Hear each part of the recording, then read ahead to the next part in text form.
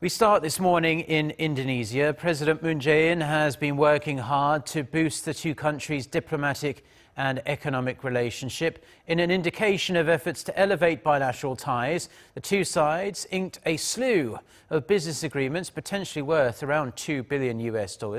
Our chief Blue House correspondent, Moon Connyoung, who is traveling with the president, files this report from Jakarta. Boasting a 260 million strong population and an economic output that represents nearly 40% of the entire ASEAN region, Indonesia has long shared its economic interests with South Korea. And that cooperation is just about to get stronger and even beyond the realm of the markets. Indonesia pulled out all the stops for South Korean President Moon Jae-in, complete with honor guard, children waving national flags, marching band, and ceremonial cannon shots. Despite the unexpected rain and gray skies, the presidents of South Korea and Indonesia shared ample amount of bonding, from an extensive one-on-one on the balcony, tree planting, and even a surprise trip to a nearby mall in a buggy driven by Mr. Widodo himself.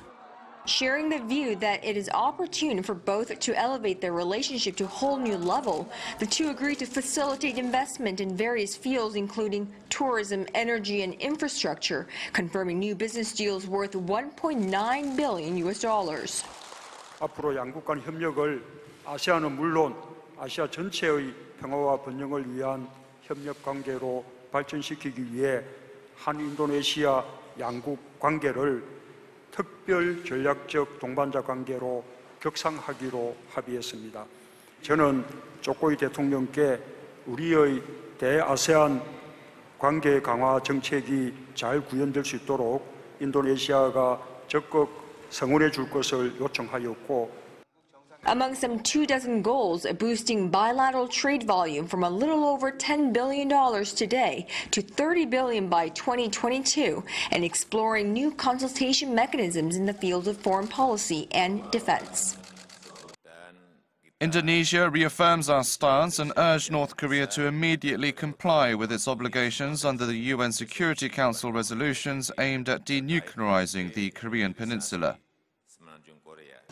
The Southeast Asian nation has traditionally had good relations with North Korea and is one of a few countries that maintains diplomatic ties with an embassy in Pyongyang.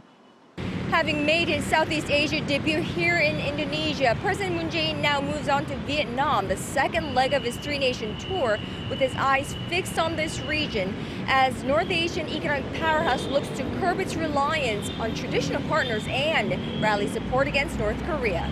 Moon Connyoung, Arirang News, Jakarta.